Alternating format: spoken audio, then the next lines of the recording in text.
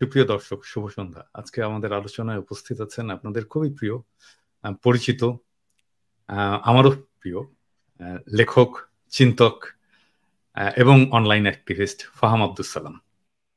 ফাহাম, আপনাকে thank you. ধন্যবাদ। Thank you ভাই। ফাহাম, আসসালামু আলাইকুম। ফাহামের সাথে আমরা একসাথেই অ্যাক্টিভিজম করেছি। এই জুলাই আগস্ট বিপ্লবের পিছনে যে দীর্ঘ প্রস্তুতি, সেখানে আমরা একসাথে কাজ করেছি। উম, দুজনে একসাথে একটা গ্রুপে, এবং এই লড়াইয়ের প্রত্যেক মুহূর্তে আমরা একে অন্যের সাথে যুক্ত ছিলাম। আমার মনে মনে পড়ে যখন কারফিউ হলো আর কি, ফাহাম আমাকে ফোন করেছে। আম, এবং ফাহামের ফোন পেয়ে আমি কান্না শুরু করছি। ওটাই সম্ভবত তীব্র কান্না, এবং ফাহাম ওইদিকে কাঁদছিল, আমি বুঝতে পারছিলাম। তো আমাদের সেই দিনগুলো, শেয়ার্ড ইমোশন, শেয়ার্ড স্ট্রাগল, সেই দিনগুলোর কথাই আমরা আজকে বলবো। আমার প্রথম প্রশ্ন হচ্ছে, ফাহাম গেল বাংলাদেশে, ফিরে আসলো। আহ, যখন গেল তখন কেমন লাগলো, আর ফিরে আসার সময় কেমন লাগলো? ফাহাম, আপনাকে আমার চ্যানেলে আসার জন্য অনেক ধন্যবাদ। আপনাকে প্রথম ধন্যবাদ। প্রশ্ন, আসেন আমরা আবার সেই ফোনে যেমন আলাপ করি সেরকম আলাপই করি আর কি, দর্শকদের সামনে।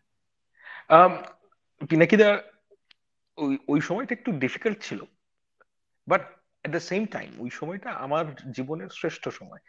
আমি সবসময় আমার মানে শামাকেও বলছিলাম যে 5 অগস্ট হচ্ছে কি আমার মেয়ের জন্মের দিনটা আমার লাইফের সবচেয়ে সুন্দর দিন। হুম হুম এরপরে আহ, সবচাইতে রিমার্কেবল ডে আমার লাইফে 5 অগস্ট। এবং আমি যে কারফিউর সময়টা, ওই সময়টা আমি খুবই কি বলবো ট্রমাটিক আমার লাইফে। কারণ হয় কি, এই বাচ্চা বাচ্চা ছেলেরা মারা যাচ্ছে, এটা না নেওয়া যায় না, এটা একেবারেই নেওয়া যায় না। আর it's very difficult for me. তো ওই যে ট্রমাটার শেষ হলো, সেটার একটা স্পেশাল স্থান আছে আমার জীবনে। তা আমি আবার দেবাশিসকে, ওই যে পোস্টার করে, হুম হুম দেবাশিসকে বললাম যে দেবাশিস আপনার একটা পোস্টার আমি নেব, এবং হুম আমার শর্ত হচ্ছে যে আপনার পোস্টারে আপনার সিগনেচার থাকতে হবে। কারণ হুম হুম আমি, তো সে একটু আশ্চর্যই হলো। তা আমি বললাম, কারণ এই যে এই টাইমটা আমার লাইফের একটা খুব রিমার্কেবল সময়, এটা গভীরভাবে আমার জীবনে দাগ কেটেছে। এবং আমি সত্যি আমাদের যে তরুণ সম্প্রদায়, এবং আসলে শুধু তরুণ সম্প্রদায় বললে হবে না, পুরো বাংলাদেশের যারা ওখানে ছিলেন তাদের প্রতি আমি গভীর কৃতজ্ঞতা বোধ করি। এটা হচ্ছে যে, কারণ আমি যে বাংলাদেশে গেলাম, এটা তো হুম। যাওয়া সম্ভব ছিল না। মানে আমি আশা করতাম অবশ্যই, কিন্তু আমি কিন্তু চিন্তা করতে পারিনি যে এই জিনিসটা হবে, কিন্তু এটা হয়েছে।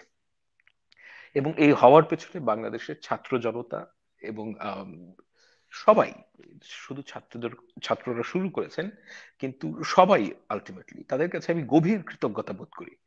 এবং যখন বাংলাদেশে গেলাম, সেই একটা ইউফোরিয়া কাজ করছিল হুম। যে একটা মুক্ত স্বাধীন দেশে যাচ্ছি আমি। এবং এই যে ইউফোরিয়া, সেটা কিন্তু আমার একার না। এটা আপনি শুনলে আশ্চর্য সবার। হবেন। হ্যাঁ, রাস্তাঘাটে আমি যেখানেই মানুষের সাথে কথা বলেছি, সবাই আমাকে একটা কথা বলে যে ফাহাম ভাই, খুব ভালো লাগছে যে আম, স্বাধীনভাবে কথা বলতে পারি। মানে আপনি চিন্তা করেন, একটা আমার বন্ধু ড্রাইভার, সে আমাকে বলছে, সে মানে জব্বা পরে, হুম হুম সেই ডিভাউট মুসলিম। হুম তো হুম সে বলছে আমাকে যে সে ইউটিউবে মানুষকে এই নুসিয়ার ভিডিও শেয়ার করতে চায়। তো হুম সে হুম। বলছে যে ভাই, আমি ভয় পেতাম যে মানে সে তো গুম হবে না, ইউ নো দ্যাট, কিন্তু কোনো তার বিপদ হয় যে কিনা আর কি। কিন্তু বিপদ, কিন্তু ভয়টা কোন পর্যায়ে চলে গিয়েছে, হুম যে সে বলছে যে ভাই এখন আমি আহ, মুক্তভাবে কথা বলতে পারি। এবং আমি পরের দিন জুম্মার নামাজে গেলাম, জুম্মার নামাজে গিয়ে আমি সত্যিকার অর্থে মুগ্ধ যে এত চমৎকার উত্তরা 4 নম্বর সেক্টর, আমি জানি না ইমাম সাহেবকে, এবং এত সুন্দর উনি বয়ান দিলেন যে খুতবা দিলেন। জুম্বার খুতবার মধ্যে। উনি কিন্তু কোনো মানে একদম প্রপার ট্রেইনড সাইকোলজিস্টের মতন করে কথা বলেন। উনি কিন্তু কোনো মানে ইসলামের কথা বলেন নাই সেই অর্থে। উনি বলছিলেন যে আমাদের ফিলোসফিক্যাল সমাজে সামথিং। ফিলোসফিক্যাল, অ্যাবসলিউটলি, যে আমাদের সমাজে কোন কোন জায়গায় ভয় চলে গিয়েছিল, আর সব জায়গায় এই চুরি বাটপারি লুটপাট, এগুলো নিয়ে ওনার যে কথা, রিমার্কেবল ইনসাইট। এবং এই যে কথাগুলো বলতে পারছিলেন উনি, আমি তো বেশ 5 তারিখে কিছুদিন পরে গেছি, 15ই আগস্ট গিয়েছিলাম। তো মানে সে হচ্ছে 1 মাস আগে ওই কথাগুলো বলতে পারতেন না। এবং এই জিনিসটা কিন্তু সমাজের সব জায়গায় আমি দেখেছি। আমি একটু ইন্টারাপ্ট করি, Sure. ফাহাম, আপনি ফিলোসফিক্যাল কথাটা বললেন না, আমার হঠাৎ করে মনে পড়লো যে ধরেন আমরা যে এক গ্রুপে আমরা কথা বলতাম, আমরা আমরা শেয়ার করতাম আমাদের, এবং কে কি করব সেটাও আমরা ঠিক করতাম, সেখানে নিজেদের এক্সপিরিয়েন্স শেয়ার করতাম এবং একসাথে যে অ্যাক্টিভিজমটা করতাম, হ্যাঁ, যে সমস্ত ডিফারেন্স ভুলে, আমাদের অনেকের মধ্যে অনেক ধরনের ডিফারেন্স আছে, তাই না? That's কিন্তু good. সমস্ত ডিফারেন্স ভুলে সবাই যে একটা জায়গায় চলে আসা, আহ, এই এই ফেনোমেননটাকে আপনি কিভাবে দেখেন? মানে আমার কেন জানি মনে হয় যে ইট ইজ সামথিং ডিভাইন, মানে একটা জাতির জীবনে ডিভাইন কিছু মোমেন্ট আসে, ওই মোমেন্টটা ছিল বিপ্লব, বোধহয় সম্ভবত একটা ডিভাইন মোমেন্ট, যেখানে সমস্ত মানুষকে একটা জায়গায় নিয়ে আসে। হ্যাঁ, আপনার কি মনে হয়? এটা একটা হিস্টোরিক মোমেন্ট, এবং এটার কৃতিত্ব কিন্তু শেখ হাসিনার। মানে শেখ হাসিনা তো মানে দেশটাকে সর্বনাশ করে দিয়েছে। মানে আমি একটা জিনিস বাংলাদেশে গিয়ে বুঝতে পেরেছি, সেটা হচ্ছে আপনি প্যারিসে থেকে জিনিসটা বুঝবেন না, আপনাকেও দেশে যেতে হবে। হুম, হুম, বাংলাদেশের মানুষ আমাদেরকে কিভাবে দেখেন, তারা আমাদেরকে খুব কাছের মানুষ মনে করেন। হুম, এই কারণে যে গত 15 বছর তারা যে সত্য কথাগুলো বলতে চাইতেন, হুম, সেই কথাগুলো, আমি তো আসলে আপনার আপনার মতন কিংবা অন্যান্যদের মতন এত রেগুলার না। আর তাছাড়া আমি ঠিক অ্যাক্টিভিস্ট আপনাদের সেন্সে না, কারণ আমি যেই সমস্ত, আমি আসলে লিখতে পছন্দ করি, কিন্তু তারা যে জিনিসটা বলতে চাইতেন হুম, সেই বলাটা আমাদের মুখে শুনতে শুনতে পেতেন, এবং এই জন্য তাদের আ- আমার কাছে মনে হয়েছে যে আমাদের প্রতি একটা ভালোবাসা আছে, হুম, এবং এই ভালোবাসাটা জেনুইন। মানে আমার মনে পড়ছে যে ওই আমি একটা কথা বলি, আদর্শ পাবলিশার্স একটা অনুষ্ঠান ছিল, সেই অনুষ্ঠানে গিয়ে কথা বলি। তো আমি ওখানে গিয়েছিলাম, অনেস্টলি আই থট আমি হুম, একাডেমিয়া লাইনের মানুষ, মানে আমরা যখন কথা বলি আমি এক্সপেক্ট করি 20 জন মানুষ থাকবে। দ্যাট হুম, ওয়াজ হুম, মাই মানে আন্ডারস্ট্যান্ডিং যে হুম, 20-30 জন মানুষ থাকবে সর্বোচ্চ। তো ওখানে গিয়ে আমি দেখি যে হল ভর্তি মানুষ, হলের বাইরেও অনেকে, এবং তারা যখন আমার সাথে কথা বলতে আসছেন, একটা মেয়ে, আম, সে হিজাব করে আছে, এবং সে আমাকে আহ, বলল যে ভাইয়া, আপনি আপনি জানেন না যে আপনি আমাদের জীবনে কতটা ইম্পর্টেন্ট, কিন্তু একটা কথা আপনি আমাদেরকে প্রমিস করবেন যে আপনি আমাদেরকে ছেড়ে কখনো যাবেন না। অর্থাৎ স্টুডেন্টদের কথা বলছি, সে হুম, স্টুডেন্ট। হুম, এবং এই মেয়েটা সম্ভবত বরিশাল থেকে এসেছে। বরিশাল, আচ্ছা, আমি ভুলেই পুরোপুরি মনে নেই, হয় বরিশাল না মুন্সিগঞ্জ, কোন একটা হুম, হুম, জায়গা থেকে। তো এই, it touched me, that was very pure hmm, hmm, emotion. এবং এই জিনিসটা আমি পথে ঘাটে সব জায়গায় দেখেছি যে বাংলাদেশের মানুষ আমাদেরকে এটা মনে করেন। এবং এটার আপনি যে প্রশ্নটা করলেন যে এই হিস্টোরিক মোমেন্টটা কিভাবে হলো, হুম, আমার কাছে অনেকগুলো অদ্ভুত ব্যাপার আছে। যে আপনি যদি দেখেন যে অ্যাক্টিভিস্ট যারা হুম, যারা প্রমিনেন্ট অ্যাক্টিভিস্ট, আপনি জাহেদ ভাই, তারপর শাহেদ আলম ভাই, জুলকারনাইন স্যার, এরা কেউই কিন্তু জেনজির মানুষ না। এরা কিন্তু না, সবাই, এবং এটা কিন্তু একটা অ্যাবনর্মাল জিনিস যে বাংলাদেশের আপনি যদি এই অ্যাক্টিভিস্টদের চিন্তা করেন, সারা দুনিয়ায় যারা অ্যাক্টিভিস্ট তারা কিন্তু সব ইয়াং জেনারেশনের। হুম, হুম, বাংলাদেশের ব্যাপারটা একটু অদ্ভুত, যে বাংলাদেশের যারা এই যে ভয়েস অফ দ্য নেশন, এই মানে in the in a perverted way, যে হুম। আম, আওয়ামী লীগের সময় তারা সব ইয়াং পিপল না, কিন্তু তার ইয়াং পিপলরা তাদেরকে আমার কাছে মনে হয়েছে যে খুব আপন মানুষ মনে করেছেন। এটা কিভাবে হলো? মানে ধরেন আমার পক্ষে, আমি তো আপনাদেরও সিনিয়র, মানে আমার তো কোনোভাবেই মানে তরুণদের কাছাকাছি যাওয়ার মতো বয়স না, কিন্তু এটা কিভাবে হলো, সম্ভব হলো? এটা এটা খুব সিম্পল বিষয়। আমি একটা সহজ কথা বুঝি, ট্রুথ। আপনি যদি সত্য কথা বলেন, এটার একটা অন্য ধরনের পাওয়ার আছে, এবং ট্রুথ স্পিক্স ফর ইটসেলফ। এবং আমাদের সামষ্টিকভাবে আমি যেমন জাহেদ ভাইয়ের কথা বলি, উনি তো বাংলাদেশেই ছিলেন, ওনার হুম, কথা বলছি এই কারণে যে জাহেদ ভাই তো আম, দেখেন, বাংলাদেশে থেকে আমাদের সবার চাইতে ওনার রিস্কটা বেশি ছিল।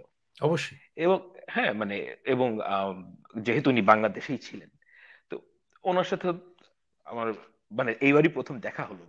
তো হুম, আমি যখন কথা, যেটা ওনার সাথেও কথা বলে রাস্তাঘাটে ওনাকেও মানে সবাই অ্যাপ্রোচ করে।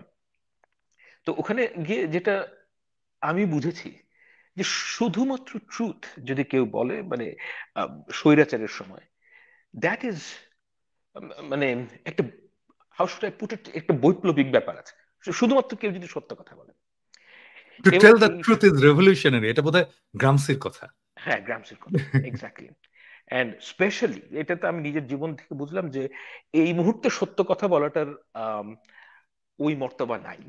কারণ এই মুহূর্তে সবাই সত্য কথা বলতে পারছেন স্বাধীনভাবে, কিন্তু যখন তারা পারতেন না, তখন যারা কথা বলতে পেরেছেন তাদের আহ, তাদেরকে মানুষ ভালোবাসেন। এটাই হচ্ছে কি আমার দেখা। আর কথা, এই আলোচনার আগে যে আমরা বলছিলাম যে আসার সময় কি মনে হলো এবং যাওয়ার সময় কি মনে হলো, দেখেন এইটা আপনি গেলেও যা হতো, মানে আমি গিয়ে সেটাই হয়েছে যে একটা, যেহেতু আমরা পার্সোনালি এটার মধ্যে খুবই ইনভলভড, সেহেতু একটা পার্সোনাল ইউফোরিয়া কাজ করেছে। তা আমি নিশ্চয়ই। আসার সময় আমি বলবো না যে কোনো আশাহত হয়ে এসেছি। আমি আশাহত হই নাই এই কারণে যে আপনি বলতে পারেন যে এই গভর্নমেন্ট খুব ভালো ফাংশন করছে না, বাট এমনই তো হওয়ার কথা। হুম, আপনি যদি চিন্তা করেন যে আওয়ামী লীগ যেই মেস ক্রিয়েট করেছে, এর মধ্যে 17 জন মানুষ যারা উপদেষ্টা, আমার মনে হয় 17 জন, 16 কিংবা 17 জন, হুম, যত জনই হোক, তারা তো পলিটিক্যাল না, এবং they're trying their heart and soul, কিন্তু at the same time the challenges are insurmountable. এবং এই চ্যালেঞ্জ গ্রহণ করা আপনি চাইলেও হ্যাঁ পারবেন না। বাংলাদেশের যে পরিস্থিতি এখন, আমি ব্যক্তিগতভাবে যত খারাপ অবস্থাই হোক, আমি এর মধ্যে আশা দেখতে পাই এই কারণে, কারণ আমি একটা জিনিস মনে করি যে বাংলাদেশের মানুষকে যদি স্বাধীনতা দেওয়া যায়, হুম, যে তার উপর যদি কেউ চেপে না বসে, হুম, বাংলাদেশের মানুষের কিন্তু সমস্যা সমাধান করার ক্ষমতা অসীম। এবং ওই জিনিসগুলো আমাকে খুব, আমি সবসময় দেখেছি যে আমরা খুব ব্রাইট না, দ্যাট আই আন্ডারস্ট্যান্ড, কিন্তু আমাদের মধ্যে মানে জীবনী শক্তি, মানে এটা প্রাণশক্তি, অসীম, প্রাণশক্তি প্রাণ অসম্ভব। শক্তি। আমি আমি জাস্ট আপনার আগের ওই প্রসঙ্গটায় আসি আর কি, মানে উপদেষ্টাদের কথা বললেন তো, মানে আমার ফ্রাস্ট্রেশন আছে এবং আমি তো সেটা প্রকাশ করি। হ্যাঁ, হুম। ধরেন এটা ঠিক যে তারা পলিটিক্যাল না, এবং এটাও ঠিক যে নন পলিটিক্যাল বা অ্যাপলিটিক্যাল লোকজনদেরকে, পলিটিক্সের বাইরের লোকজনদেরকে নেওয়া হয়েছে।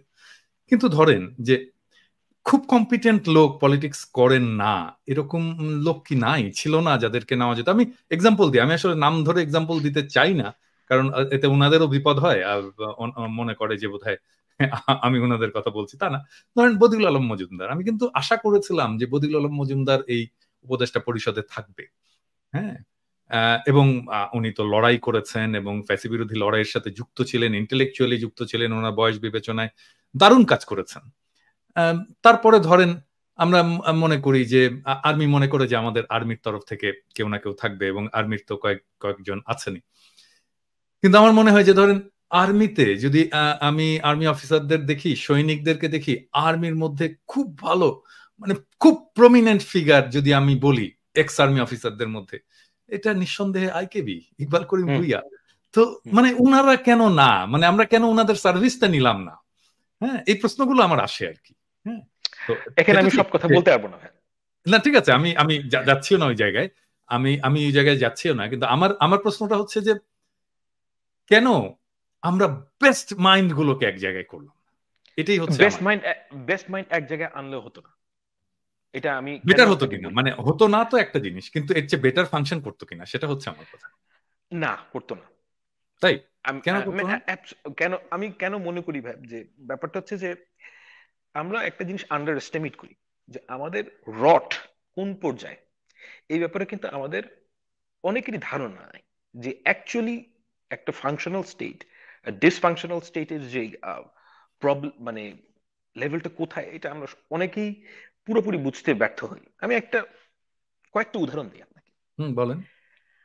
এই পরশুদিন কিন্তু তার আগের দিন আমার ছোটবেলার এক ডিবেট করার এক ছোট ভাই, ও অস্ট্রেলিয়াতে মাইগ্রেট করেছে। তো ও বলছিল যে ভাইয়া দেখেন, ওর বাবা হচ্ছে গিয়ে পাবলিক সার্ভেন্ট, হুম, হুম, বাংলাদেশে ছিলেন। তো ও বলছে যে ভাইয়া দেখেন, আমি এখানে, আমি জিজ্ঞেস করলাম যে কেন আর চলে আসলাম, তো সে বলছে যে তার ছেলে, ওর ছেলেটার সাথে ছিল, তো হুম ইজ ইন ইয়ার 8 এবং বাংলাদেশের একটা ভালো স্কুলে সে পড়াশোনা করতো, সেটা হচ্ছে কি আইডিয়াল স্কুলে। মানে অ্যাটলিস্ট আমাদের সময় আইডিয়াল ঢাকা শহরের একটা টপ স্কুল ছিল। তো ওর মুখে আমি শুনছি যে ও ইয়ার 8-এ পড়ে, এখন পর্যন্ত অ্যালজেব্রা কি জানে না। জাস্ট ইমাজিন দিস, ইয়ার 8-এ পড়ে অ্যালজেব্রা কি জানে না, কোনোদিন অ্যালজেব্রা করে নাই। এবং ওই ছেলে বলছিল যে 6 মাস, এই জুন মাসের দিকে ওদের হাফ ইয়ারলি পরীক্ষা ছিল। হুম হাফ ইয়ারলি পরীক্ষায় যে প্রশ্ন, হুম পরীক্ষার আগের দিন ইউটিউবে প্রশ্ন ফাঁস হতো। আচ্ছা, জাস্ট ইমাজিন, যে স্কুলের পরীক্ষা, ডেঞ্জারাস। ইউটিউবে প্রতিদিন রাত 10টার সময় আবার ও বলছে যে অঙ্কের পরীক্ষা আগে, এটা আবার আগেও, মানে 10টা 11টার দিকে না, অনেক মানে তারা খুব কনসিডারেট ছিল যে হুম মানে 9টা 10টার দিকে তারা কোয়েশ্চেন আউট করে দিত। আবার টিচার আবার যাতে বেশি মনিটাইজ করা যায়, সেজন্য এক পাতা একটা ভিডিওতে দিত। আচ্ছা হ্যাঁ, এবং প্রশ্নের উত্তরও ওই মানে ইউটিউব ভিডিওর মধ্যে থাকতো। আচ্ছা, এটা হচ্ছে ইয়ার 8-এর অবস্থা। ক্লাস সর্বনাশ। মানে ইয়ার না, 8-এ, ইয়ার ঠিক আছে, ঠিক এবং আছে, ইয়ার আমরা 7-এ। আ- আমি আরো কয়েকটা উদাহরণ দিব আপনাকে, এটা আচ্ছা, আপনার দর্শকদের শোনা দরকার। ইয়ার 7-এ হ্যাঁ, পরীক্ষায় এসছে যে আম, আপনার কি জানি বলেন, ডেঙ্গুতে আক্রান্ত বন্ধুর জন্য কিভাবে মোনাজাত করতে হয়, হুম এটা হচ্ছে গিয়ে পরীক্ষার প্রশ্ন। হুম হুম আমরা যখন ছোট ছিলাম, আমরা স্কুলের মামাকে টাকা দিতাম কোন সময়? আপনি, আমরা যখন স্কুলে ছিলাম, স্কুলের মামাকে টাকা দিত যদি কেউ গাঁজা খেয়ে ধরা পড়লো, সিগারেট খেয়ে ধরা পড়লো, যাতে প্রিন্সিপালের কাছে না পৌঁছায় হুম সেজন্য ওই মামাকে টাকা দিত। এটা হুম হচ্ছে আমাদের অভিজ্ঞতা। হুম আমি ক্যাডেট কলেজে দেখি নাই, কিন্তু তবুও আমি জানি যে এই ধরনের ঘটনা ঘটতো। হুম ওরা টাকা দেয় ফুটবল খেলার জন্য। মানে ডিফারেন্সটা বোঝার চেষ্টা করেন, যে আমরা একটা বিপদ আটকানোর জন্য স্কুলের মামাকে টাকা দিয়েছি, তাও এটা রেগুলার না। হুম আর এরা টাকা দেয় স্কুলের তার যেটা এই রাইট, কাজটা, তার যেটা রাইট সেটা সেটা করার জন্য সে টাকা দিচ্ছে। সেটা এক্সারসাইজ করার জন্য সে টাকা দিচ্ছে। হুম এটা হচ্ছে কি স্কুল কলেজে। আমি, আপনি যে মিলিটারির কথা বলেন, যে মিলিটারি হুম থেকে কেন আইকেবি কে নেওয়া হয়নি, কিংবা হুম এফিশিয়েন্ট অফিসারদেরকে কেন নেওয়া হয়নি, হুম আমাদের ভাই ধারণা নেই যে মিলিটারির কি অবস্থা। এগুলো আমি বলতে চাই না, তারপরেও আম, একটু বলা দরকার। আপনার, আপনি একটা ভিডিও শেয়ার করেছেন যে একটা ব্রিগেডিয়ার যদি ডাকাতিতে হুম মানে পার্টিসিপেট করে, হুম। একটা তাও সাবেক আবার ব্রিগেডিয়ার, তাও আবার মানে ইউনিফর্ম পরে। ইউনিফর্ম পরে, ইট ইজ জাস্ট আমি আমি আনইমাজিনেবল। কালকে কালকে যখন স্বামী আমাকে ফোন করে বলল ঘটনাটা, আমি তো মানে এতে কি, এটা কি? মানে সর্বনাশ। একটা এয়ারফোর্সের একজন অফিসার সৈনিকের থেকে 90,000 টাকা ঘুষ খাবে। আমি বলতে চাচ্ছি না, কারণ আমি নামটাম নাই বলি, এগুলো বলাটা ঠিক না।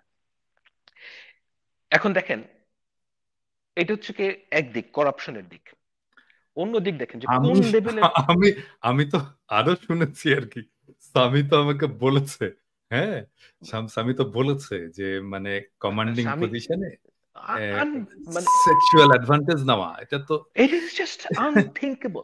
মানে একটা জেনারেল লেভেলের লোক, মানে আমি জাস্ট নাম বলছি না, তার মেয়ের থেকে কম বয়সী র্যাঙ্ক পাওয়া মেয়েদের কে সে সেক্সুয়ালি অ্যাবিউজ করেছে, একটা জেনারেল। হ্যাঁ, মানে আপনি যদি ল্যাটিন আমেরিকার উপন্যাসগুলো পড়েন, ওখানে তো আসলে এই জিনিসগুলো প্রায় আসে। হ্যাঁ, এক্স্যাক্টলি। ওখানেও ওখানে যে জিনিসগুলো আসে, যে জেনারেলদের যে সেক্সুয়াল প্রক্লিভিটি, এটার যে যারা কি বলবো, যে সমস্ত মেয়েরা এটা শিকার, তারা কিন্তু আমি যতদূর মনে পড়ে যে এরা কিন্তু কেউ মিলিটারির লোক না। হ্যাঁ, আমাকে, মানে আমার বাবাদের মিলিটারি লোক কন্টেম্পোরারি না মানে, একজন, মিলিটারি মানে লোক না। মানে একজন ফিমেল মিলিটারি অফিসার, ও আচ্ছা। বুঝতে পারছেন? মানে যে হুম আমি হুম আমি যে সমস্ত জায়গায় পড়েছি, হুম এমনকি মানে এখানে বলি যেহেতু এটা টেলিভিশন নাম, হুম যে আমাদের বাবাদের কন্টেম্পোরারি অফিসারদের কাছে আমি এই জিনিসটা অনেকের কাছে শুনেছি যে আমাদের একজন এরশাদ সাহেবের তো আসলে এই ব্যাপারে বেশ দুর্নাম ছিল। কিন্তু আচ্ছা, এটা আমার কথা না, স্ট্রিক্টলি ওনাদের কথা। আমি এটার সত্য মিথ্যা কিছুই বলতে পারবো না, যা আমি শুনেছি আমি সেটাই বলছি। যে তারা একটা কথা বলতেন যে এরশাদ সাহেব কিন্তু কখনোই কোনো মিলিটারি অফিসারের ওয়াইফদের সাথে কখনোই কোনো অ্যাডভান্সমেন্টের দিকে যাননি, রাইট? সেই ব্যাপারে উনি অত্যন্ত আহ, সুনাম আছে ওনার।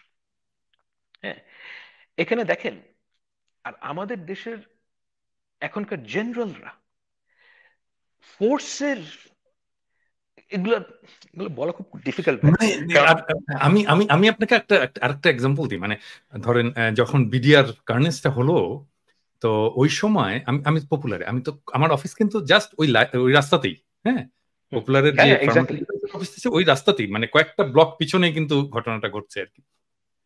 তো যখন এই সমস্ত ডেড বডি গুলো বেরোচ্ছে, ইয়ে হচ্ছে এবং সমস্ত স্টোরি গুলো বেরিয়ে আসছে, ওই সময় আমাদের এইচআর ম্যানেজার ছিল এক্স আর্মি অফিসার, একজন এক্স মেজর আর কি। খুব ভালো ছেলে, এখন এখন এখন হংকং এ থাকে বোধহয়। এখন স্ট্যান্ডার্ড চার্টার্ডে কাজ করে।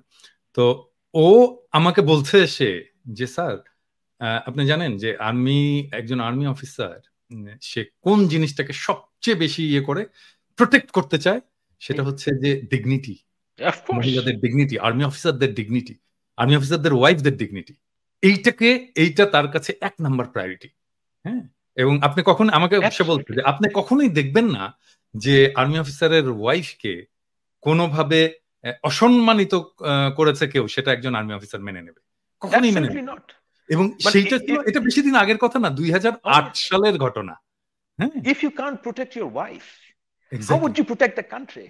মানে এক্স্যাক্টলি। এটা একটা অবাস্তব বিষয় না? এবং মানে এই ভ্যালুস গুলো এবং জাস্ট মিলিটারির মধ্যে জাস্ট 16 বছরের মধ্যে এটা পুরোপুরি ধ্বংস হয়ে গেল। অ্যাবসলিউট ধ্বংস করে ফেলেছে। এখন একজন, এটা তো হচ্ছে আর নন প্রফেশনালিজম কোন পর্যায়ে গিয়েছে দেখেন।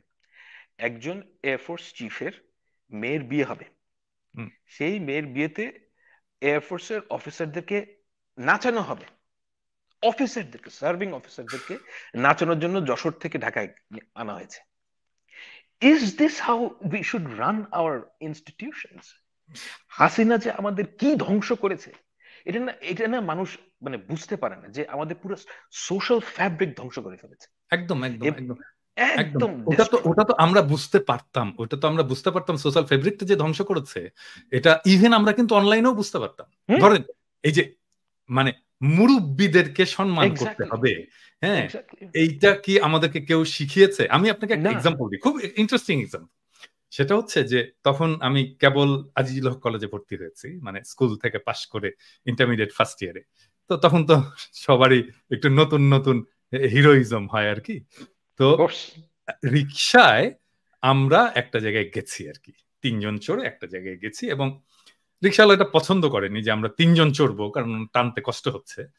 এবং নামার সময় আমরা ইউজুয়াল যেটা ভাড়া সেটা ওনাকে দিয়েছি, এবং উনি এটা অ্যাকসেপ্ট করবেন না। এবং আপনি নিশ্চয়ই খেয়াল করলে বুঝতেন আমি ওনাকে উনি উনি করে বলছি হুম। কেন, এটা আমি পরে ব্যাখ্যা করছি। তো অ্যাকসেপ্ট করবেন না, এবং উনি বললেন যে দেখেন, আপনারা তো 3 জন চড়ছেন, হ্যাঁ, আমার টানতে কষ্ট হয়েছে, হ্যাঁ, তো আপনি যদি ওই ভাড়াটাই দেন, সেটা খুবই ন্যায্য কথা বলছেন, যে আপনি যদি ওই ভাড়াটাই দেন তাহলে তো আমার প্রতি ইনসাফ করা হলো না। তো এটা আমাদের গায়ে লাগলো। হ্যাঁ, আমাদের কাছ থেকে বেশি ভাড়া নেবে, এটা তো আমাদের ইগোতে লেগেছে আর কি। এবং ভাড়া না দিয়ে একটু দুর্ব্যবহার করা হয়েছে ওই ভদ্রলোকের সাথে, রিক্সাওয়ালার সাথে। তো যাই হোক, তারপরে আমরা কাজ টাজ সেরে আমি বাসায় ফিরছি। বাসায় ফিরে দেখি আমার বাবা অগ্নিমূর্তি হয়ে আছে, কারণ ওই রিক্সাওয়ালা যে বাবার কাছে কমপ্লেন করে দিচ্ছে, এবং যা পিটুনি দিল সেদিন বাবা। হ্যাঁ, হ্যাঁ। মানে আপনি তাহলে চিন্তা করেন যে একজন রিক্সাওয়ালা, হ্যাঁ, সে একটা পাড়ার একজন মুরব্বীর কাছে তার ছেলের ব্যাপারে হুম। কমপ্লেন করতে পারে, এবং এই কমপ্লেনটাকে খুব সিরিয়াসলি নেওয়া হয় ফ্যামিলিতে, অ্যাবসলিউটলি। এবং সেইটার একটা ব্যবস্থা করা হয়। এবং আমার ওই যে সেই দিন যে শিক্ষাটা হলো, হ্যাঁ, সেই শিক্ষা তো আমি এখনো ভুলিনি। এই সোশ্যাল অ্যাবসলিউটলি। ফ্যাক্টরি তো নষ্ট হয়ে গেছে। হ্যাঁ, এগুলো একেবারে। সোশ্যাল ভ্যালুজ, এগুলো ভেরি ইম্পর্টেন্ট থিংস। মানে দিস ইজ আমাদের যে জীবন, আমরা যেটা বলি না 1000 বছরের, মানে কিছু বুলশিট কথা আছে না যে 1000 বছরের ঐতিহ্য, কিন্তু আমাদের একটা পার্টিকুলার ওয়ে অফ লাইফ আছে, দ্যাট ইজ ট্রু। এবং এটা কিন্তু টাইমলেস না হলেও এটার মধ্যে টাইমলেসনেস আছে, অন্যভাবে আছে। মানে এটা দীর্ঘদিনের ঐতিহ্য। আমাদের দেশের যে আদাব মানুষের সাথে, হুম, হিন্দুস্তানি মুসলমানের যে আদাব, হুম, এটা কিন্তু খুব একটা, আমি শুধু হিন্দুস্তানি মুসলমানের কথা বলছি না, আমি হিন্দুস্তানি আম, হিন্দুদের মধ্যেও এই আদাবটা ছিল, হুম, এবং এই আদাবটা সমাজ থেকে নাই হয়ে গেছে। এবং আমি ইন্ডিভিজুয়ালি বেয়াদব মানুষ খুব সহ্য করতে পারি না। হ্যাঁ, বেয়াদব মানুষ সহ্য করতে পারি না, কারণ হচ্ছে যে মানে আমি নিজে, কেউ যদি আমাকে ফেসবুকে এসে ঠাস করে তুমি করে কথা বলে, আমি তাকে ব্লক করে দিই। হুম, হ্যাঁ, কারণ আমাকে মানে আই লাইক দ্যাট থিং, যে ওল্ড ওয়ে, যে আপনার, আমি একজনকে সবাইকে আপনি করে বলি, আই এক্সপেক্ট যে আপনি আমাকে আপনি হুম, করে বলবেন। হুম, এবং আপনি যদি আমার বড় হন তাহলে আপনি আমাকে তুমি করে বলবেন, দ্যাটস ফাইন। হুম, কিন্তু এই যে আমাদের সমাজের যে আধুনিকতার নামে, কিংবা এটা আসলে আধুনিকতা না, এটা এটা মানে সোশ্যাল ফ্যাব্রিক নষ্ট হয়ে গেলে আমাদের কোনো যে নর্মস থাকে সোসাইটি, হুম, সেটা হুম, সবার আগে আঘাতপ্রাপ্ত হয়। এটা হুম, আঘাতপ্রাপ্ত হয় কেন? কারণ হচ্ছে গিয়ে আমাদের সমাজে কিছু আম, চুক্তি আছে। এই হুম, চুক্তির মধ্যে কিন্তু আম, এই চুক্তিগুলো কিন্তু আমরা ইনহেরিট করি। এই যেমন, এই চুক্তিটা আসলে আমি বানাইনি, এটা আমার হুম, বাবা দাদা তাদের হুম। এটা পূর্বপুরুষ সবাই দীর্ঘদিনের প্র্যাকটিসের ফলে এটা দীর্ঘদিনের প্র্যাকটিস। সোসাইটি কিন্তু অ্যাডাপ্ট আমরা করে কিন্তু এটা ফেলে। সুফল ভোগ করি। আমার তো কোনো এক্স্যাক্টলি। রাইট নাই এই এই সুফল, এই জিনিসটাকে ধ্বংস করা। এই জিনিসটা যদি আমি আমার সন্তানকে দিয়ে যেতে চাই পারি, এটার সুফল সেও ভোগ করবে। এক্স্যাক্টলি। আই এটা আমার কাছে মনে হয় যে এটা আমাদের একটা খুবই গুরুত্বপূর্ণ ভ্যালুজ, যেটা আমাদের পরের জেনারেশনকে দিয়ে যেতে হবে। এবং এই যে দিয়ে যাওয়ার এই জায়গা থেকে গত 15 বছরে বাংলাদেশে যে ঘটনাটা ঘটেছে, সে সব জায়গায় আপনি অযোগ্য মানুষকে লয়্যালটির দোহাই দিয়ে উপরে উঠেছে, এবং এই লোকগুলো সমাজের প্রতিটা জায়গায় বেয়াদবির এবং সব জায়গায় ধ্বংস করে ফেলেছে সব জিনিস। এবং এই যে আমাদের উম, আজিজি, এই যে মানুষের সাথে একটা মানুষের যে আহ, একটা ভালোবাসার সম্পর্ক, হুম, এই ভালোবাসার সম্পর্কটা নাই হয়ে গেছে। এবং এইটার উৎকট বহিঃপ্রকাশ এখন আমরা সমাজে যেখানে, যেহেতু আমরা এখন স্বাধীনতা পেয়েছি, এই হুম, স্বাধীনতার কারণে আমরা এর উৎকট বহিঃপ্রকাশ আমরা সব জায়গায় দেখতে পাচ্ছি এবং দেখতে পাবো। একটা উদাহরণ হচ্ছে কি, আপনি যে কথাটা বললেন যে বয়োজ্যেষ্ঠদেরকে যে সম্মান, এই সম্মানটা, এখানে একটা শর্ত আছে। বয়োজ্যেষ্ঠের একটা শর্ত আছে যে আপনি আপনার সম্মানটা রাখবেন। আপনি এখন, হুম, শেখ হাসিনা তো আমার চেয়ে বয়োজ্যেষ্ঠ, হুম, আমি তো তাকে হুম, সম্মান করি না। হুম, কারণ হচ্ছে যে কেন সম্মান করি না, কারণ তিনি যে সোশ্যাল যে কন্ট্রাক্ট, হুম, এটা দ্বিপাক্ষিক। আপনি যদি সম্মান রাখেন, আমি অবশ্যই আপনাকে সম্মান করব। হুম, হ্যাঁ, এবং আপনি যদি আমার পক্ষের মানুষ নাও হন, হুম, তাহলেও আমি এই সম্মানটা আমি মনে করি যে আমার আদর্শ যদি আপনি শেয়ার না করেন, তাহলেও আপনি এই সম্মান অবশ্যই পাবেন। হুম, কিন্তু আপনি যদি আমার দেশের মানুষকে খুন করেন, আপনি যদি আমাদের দেশের প্রতিটা ইনস্টিটিউশনকে ধ্বংস করেন, হুম। তখন আপনি সেই সম্মানের হকদার আর থাকেন না। এখন ওই জিনিসটা কিন্তু বাংলাদেশে 15 বছরে প্রতিটা ইনস্টিটিউশন, প্রতিটা জায়গায় এমন ভাবে ধ্বংস হয়েছে। এটা ভাইয়া মানে আমি মানে রাষ্ট্রীয় ইনস্টিটিউশন এবং সোশ্যাল ফেব্রিক, সোশ্যাল ভ্যালুজ সবকিছু সবকিছু সবকিছু, ধ্বংস হয়েছে। আচ্ছা, এখন সবচেয়ে গুরুত্বপূর্ণ প্রশ্ন যেটা, সেটা হচ্ছে যে যদি সেটাই হয় তাহলে আমাদের ভবিষ্যতে জন্য কি অপেক্ষা করছে? আমরা কি এটাকে রিকভার করতে পারবো? ইয়েস, রিকভার আমরা করতে রিকভার পারলে করতে পারবো। কতদিন সময় লাগবে আর কিভাবে করব?